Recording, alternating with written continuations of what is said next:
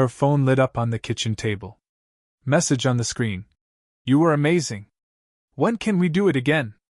I froze. My hand stopped halfway to the coffee cup. The house was too quiet.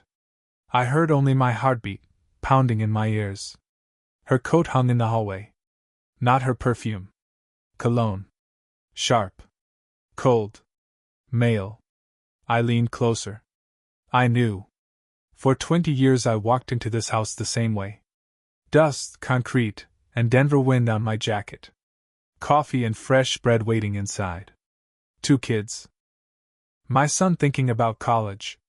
My daughter sketching late at night. I believed I had built a fortress. But the walls were already cracked. In the morning Olivia smiled. She placed a cup of coffee in front of me. Looked straight into my eyes. I saw the mask. I heard her laugh. And I knew it wasn't for me. That evening I went to the garage. The passenger seat was pushed all the way back. Olivia is 5'3". Whoever sat there was taller than me. A stranger had been in my car. In my family. I gripped the wheel until my knuckles turned white. Inside, everything went cold. The next day my son called. His voice shook. He said, "Dad, I saw Mom. At the mall. She wasn't alone." I asked, "With who?" He answered, "I don't know. But he was holding her hand." I turned off the phone. Sat at the table. Took a piece of paper. Wrote one word on top: truth. Message. Cologne. Passenger seat. My son saw her. I looked at the list. 4 lines. 4 cracks in the fortress I thought was unbreakable. I wasn't a husband anymore. I was a hunter. She laughed in the bedroom. And I began. I acted like nothing had changed. Breakfast. Work. Small talk. She smiled. She thought she was in control. She wasn't. That evening I checked her bag. A receipt from a cafe. 2 coffees. 1 with syrup. She never drank that. Not alone. I placed the receipt in the folder. The one I named Truth. Next to the photo of the car seat. The list grew. The next night Olivia said, "I'll be late. Lots of work." I nodded. Then drove to her office. An hour later she came out. Not to her car. Not to the bus stop. A taxi. I followed. Downtown. She got out near a restaurant. 10 minutes later a man joined her. Tall. Short hair. Confident. I stayed in my car. Watched through the glass. He leaned close.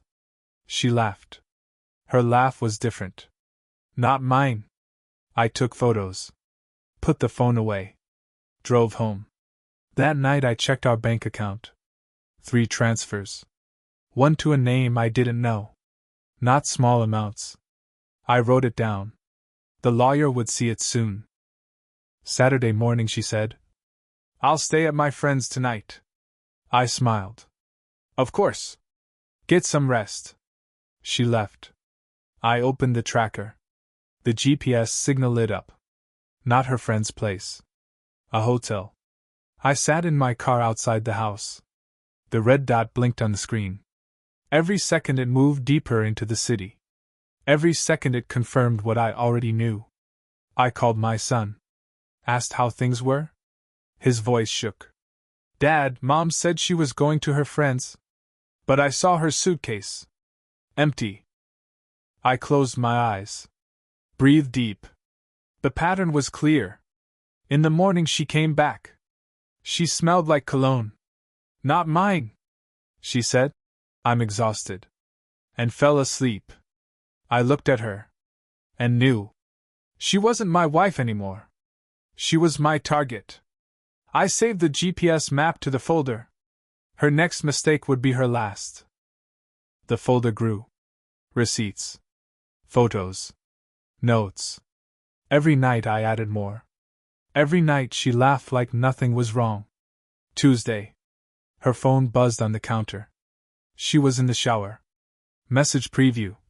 Room 214. Same time. I didn't touch it. I didn't need to. That evening she told me. Late meeting. Don't wait up. I nodded. She left. I drove to the hotel. Waited across the street. Watched her walk in. Not alone. The tall man again. They didn't see me. I took photos. Her hand on his arm. His hand on her waist. No denial left. I stayed until midnight. Watched them walk out. Laughing. She didn't look guilty. She looked happy. The next morning she kissed my cheek. Poured me coffee. Said, "Busy day today." I just smiled. And wrote it all down. Later, I went to the bank. Spoke to the clerk I knew. I said, "I need statements. Last 6 months." She hesitated. Then printed. Pages thick with numbers. Cash withdrawals. Hotel charges. Dates matched perfectly. I placed the pages in the folder. No doubt anymore. Her betrayal had a paper trail. That night I pretended to sleep. She whispered on the phone. Soft voice. She said, "I can't talk long. He's here. I'll see you tomorrow." Silence after. Only her breathing. I opened my eyes. Stared at the ceiling. The next day I met with a lawyer. Small office. Old books. I laid the papers on his desk. He read. Nodded slowly. Said, "You have more than enough." I said nothing. Just picked up the folder and walked out. At home she cooked dinner. Asked, "Rough day?" I looked at her hands. Her smile. The same hands that touched him. The same smile she gave me years ago. Now given to someone else. I ate in silence. She thought I was tired. I was already planning. The evidence was complete. All I had to do was wait. The folder was thick now. Receipts. Photos. Bank records. Her voice on the phone. Her lies on paper. I didn't need more. But I wanted to see her face when she lied. Friday night. She came home late. Hair messy. Perfume not hers. She smiled. Said, "Traffic." I just nodded. We sat at the table. Dinner between us. The kids upstairs. I asked, "Who were you with?" She froze for half a second. Then laughed. Said, "Co-workers. You're paranoid." I looked at her hands. Her nails tapped the table. Faster than usual. I asked, "What about the cafe? 2 coffees?" She blinked. Too fast. Said, "A friend. Anna. You know her?" I did. Anna moved to Chicago 2 years ago. I didn't say it. I just wrote it in my head. Her phone buzzed. She grabbed it quick. Turned it face down. Said, "Work email." I sipped my drink. Said nothing. She tried to change the subject. Asked about my day. I answered flat. She kept smiling. But her eyes were restless. She was losing control. Later, she walked into the bedroom. Left her purse on the chair. I waited until she showered. Checked inside. Another receipt. Hotel bar. Room charge. Dated 2 nights ago. I placed it in the folder. Line after line. Lie after lie. The next morning I asked, "Were you at a hotel this week?" Her face hardened. She said, "You're sick. You don't trust me. Maybe we need space." I stared at her. Calm. Silent. She stormed out of the kitchen. Door slammed. Her footsteps shook the floor. The kids looked at me. I said only one word. "Homework." They went back upstairs. I sat alone. The house was quiet again. Too quiet. That evening I printed copies of everything. 2 folders now. One hidden at home. One in a safe deposit box. She could destroy one. Not both. She didn't know. She thought she still controlled the game. But she was already inside the trap. She thought it was just an argument. I knew it was the beginning of the end. The lies stacked high. The folder was heavy. But paper alone wasn't enough. I needed control. Monday morning, I went back to the lawyer. Laid everything on his desk. He flipped through the receipts. The photos. The bank records. He nodded. Said, "You're ready. Just tell me when." I said nothing. Just closed the folder. At the bank I moved the money. Quiet transfers. New account. Her name nowhere. Every dollar safe. She would never touch it again. That night I placed the recorder under the couch. A cheap device. Battery strong. Enough to hear whispers. Enough to trap words. 2 days later it worked. She sat on the phone. Her voice low. She said, "He doesn't suspect. We'll be free soon." Silence. Then laughter. Not mine. Not for me. I saved the file. Added it to the folder. Every piece locked her tighter. I also set a camera in the garage. Hidden in the shelf. Pointed at the door. 2 nights later the tall man walked in. Kissed her. Held her hand. In my house. In my life. I copied the video. 1 file at home. 1 in the cloud. She could delete 1. Not both. She slipped again. Left her laptop open. A message on the screen. Next weekend. Same room. I didn't screenshot. I didn't need to. The folder was already overflowing. At dinner she said, "You're so quiet these days." I looked at her. Said, "Work." She smiled. She thought I was weak. She had no idea. That weekend I drove by the hotel. Didn't go inside. Didn't need to. I knew the pattern. Same man. Same room. Same lies. I just parked nearby. Wrote the date. The time. Added it to the list. Step by step. Line by line. The trap closed. She thought she was free. She didn't know I already owned the endgame. The trap was almost closed. But the house wasn't quiet anymore. The kids felt it. They saw the cracks. One evening my daughter asked, "Dad, why does Mom go out so much now?" I froze for a second. Then said, "Work." She didn't believe me. Her eyes stayed on me. Too sharp for 14. She knew something was wrong. My son was worse. He slammed his door. Stayed out late. When he spoke, his voice shook. "Dad, don't lie to me. I saw her." "I know." I didn't answer.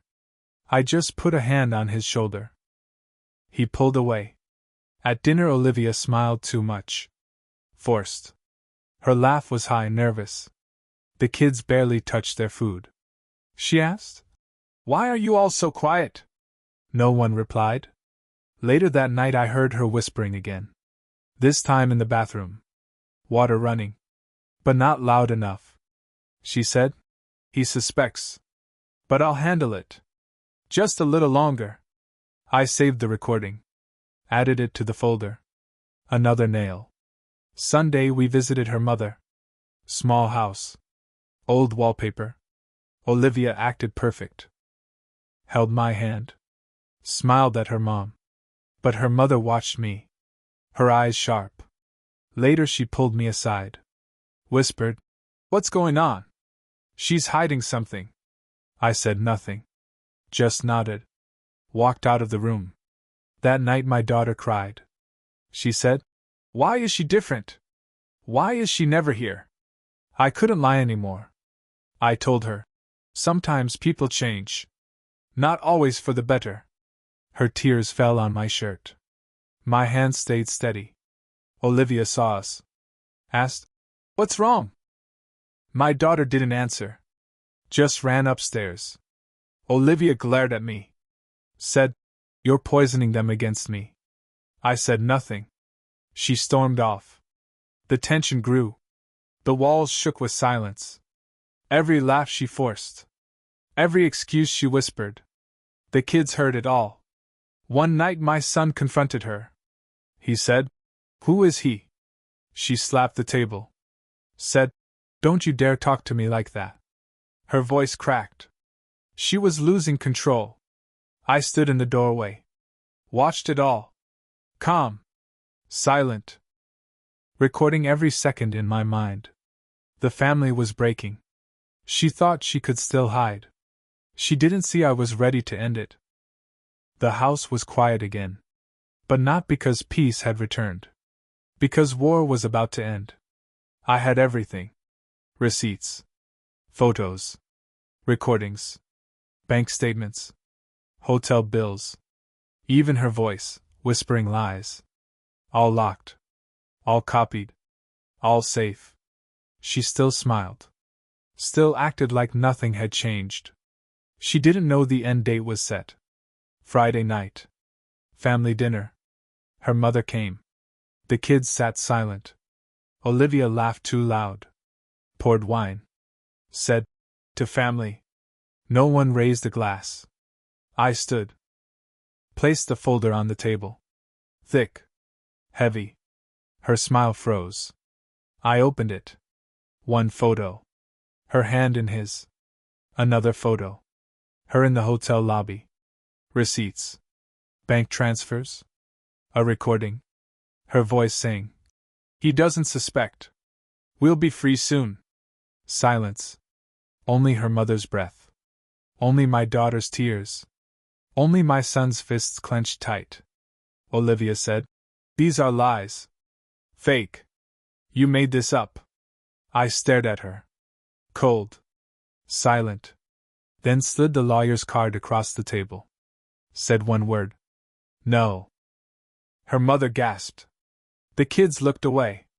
Olivia's mask shattered. She shouted. Begged. Promised. I didn't answer. I just closed the folder. The next morning she was gone. Suitcase in hand. Car pulled out of the driveway. No goodbye. No fight. Just silence. I sat in the kitchen. Coffee in front of me. The house was still.